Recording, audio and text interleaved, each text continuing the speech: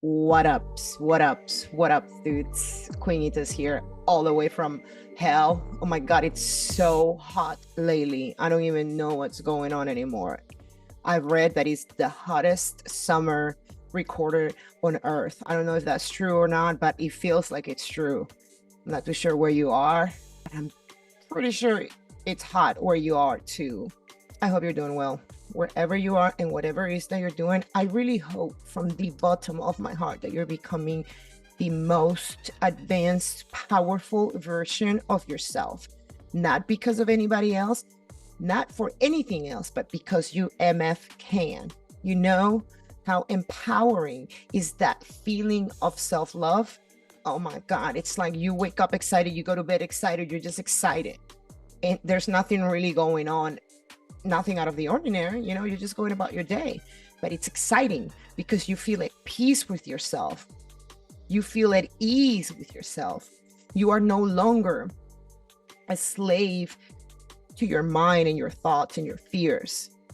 You are actually more than that. And sometimes we tend to identify with our fears. Oh, well, I'm scared of heights, so I must be weak. I'm scared of the darkness, so I must be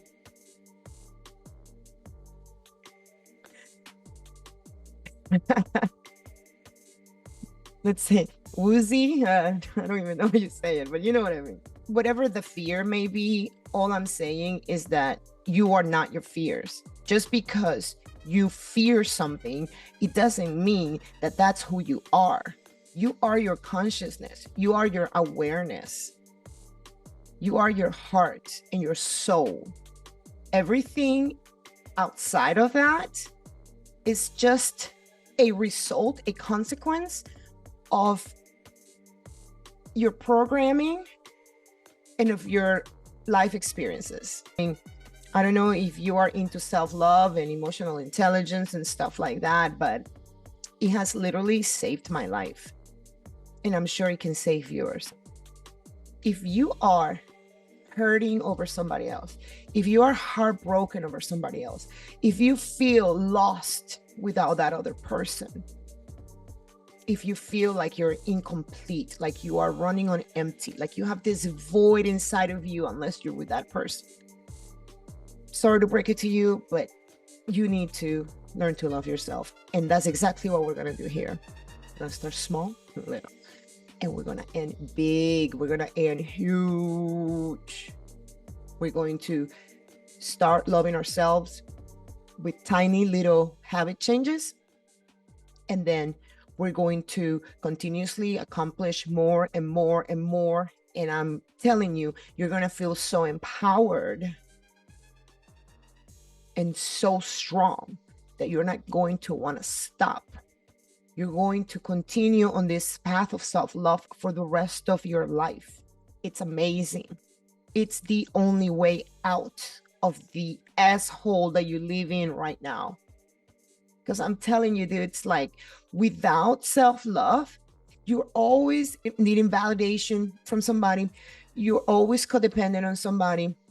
You always need something outside yourself. And that's why you feel so disempowered, so weak. Of course, I did too. Like, I needed to always be around people. I always needed to be in a relationship. Like, I would just jump from a long relationship onto another long relationship all the time. Like, I don't think, I know I dated for 16 years straight. Like, was never single until 2019. Like, it was a long run. I just didn't know how else to be. I thought that I had to be in a relationship. And I was so emotionally ignorant that when I was in a relationship and I would see people that were single, I would be like, oh, I wonder what's wrong with them. I feel sorry for them. They're always alone. No, I should have been feeling sorry about myself back then. Being in toxic relationship after another toxic relationship, fighting, arguing, always depending on somebody else, always arguing with somebody else, like trying to prove a point and trying to be understood. And it was just a total mess. It was just a total mess. I mean, I am thankful for the relationships that I've had, and I deeply cared for all of my relationships, but I am so happy to be single. Like, I have never been this happy in my life. And it's all stemming from within me, which is the best part. I don't need to be in a relationship to be happy anymore. I'm just happy all on my own. And how did I do that, you might ask? Well, it all started back in 2019. It was, let me put it like a story. It was the summer of 2019. And Bish got her heart broken. Big time, big time. Like, talk about cheating. Talk about I caught them red-handed, like cheating all the way, and I was like, okay, well, when you're desperate for love, I was like, okay, well, maybe I can forgive them, and then I will, it will all be the same. No, it wasn't. It wasn't. I tried it. Tried it for 2 weeks. It didn't feel right. Then this piece of jewel of a person left to go back to England. And I was like, you know what? I can't do this. I can't do this. I really can't. I really couldn't. I couldn't be with myself knowing that I was disrespecting my essence, who I was, and settling for less, because we can't settle for less just because it's better than nothing. Like, I hate it so much when I hear somebody saying, well, I'm with them because, it's better than being alone. I'm like, oh my God, dudes, really? But who am I to talk whenever I used to do the same thing? I mean, I never I never did it like that though. I never felt like, oh, I'm gonna be with this person because there's no one better. It was more like I really liked them and I really fell in love and I would just want to have like this relationship. And I never thought like, oh, I'm settling for less, but I was. And that's the problem, that I was. So I'm sure one of you guys out there right now is going through a heartbreak. I'm sure that one of you guys out there right now is begging someone to give you attention. I don't know why, but the the more that we chase somebody, the less, the least they like us. Is that how you say it? The least, the less you get it. And the more we get obsessed with their attention. But what we don't know is that we're not actually going after their attention. We're just going after that void that we have in ourselves for attention. Like, we identify that they are the source of our happiness, but it's not. It's just like we have to deal with the void, with the lack that we feel inside. Instead, like, if we did that and we recognize that it's not the person that is oh so amazing and great and we need to be with them, that it's more like, well, I'm broken because of my childhood trauma and that's why I tend to go after people that are not good for me, then everything will change. Remember that everything is perspective. I am big on perspective shift. I like to look at things from every single different angle so I can see what's going on. You know, if you stand right in front of a wall like this and you open your eyes, you don't know it's a wall. You have to walk away from the wall and then look at the hole, and then you're like, oh, it's a wall. And so many times we do that in our daily lives. Like, we just get like this to everything. And we're like, oh, we're confused. We're not clear on what we want. But well, of course, you're standing right in front of that damn wall. And confusion and not being clear on what's going on makes you depressed.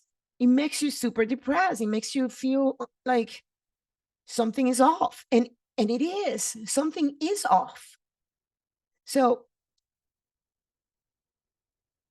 walk away from that wall, take a look at it for what it is.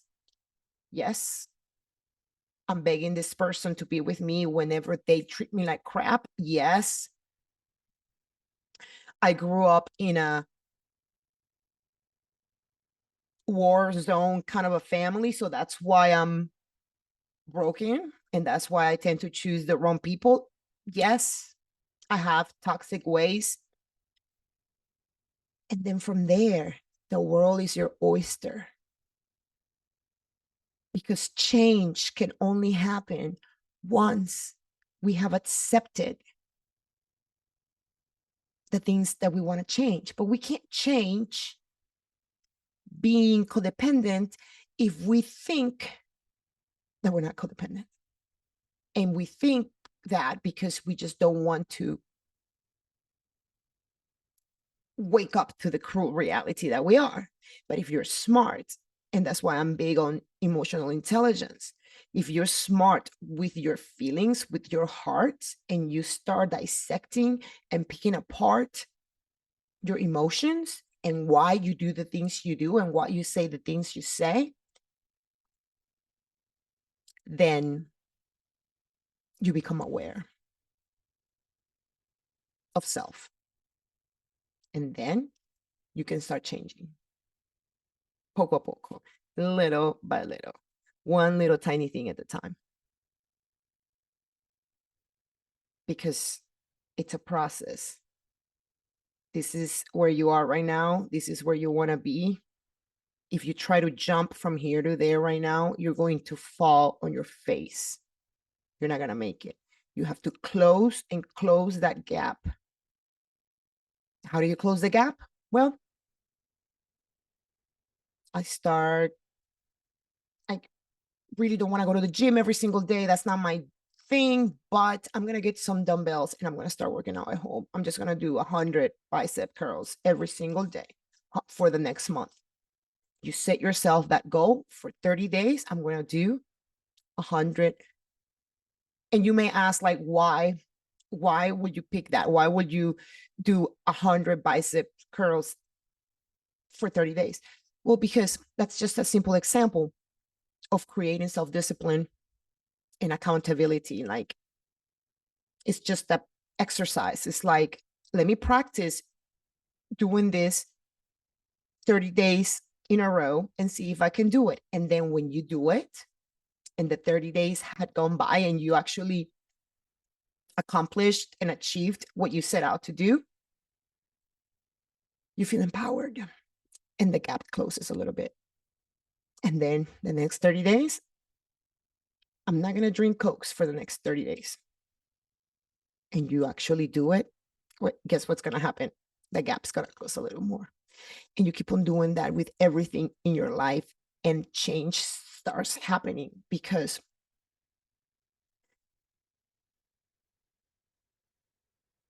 it snowballs. Like, all of these tiny little habits and changes that you make, they start snowballing on you. And one day you wake up and you're like, oh, wow, I'm doing pretty okay. I'm doing all right. And then you keep on going. And that, my friend, is the secret to life. Till next time.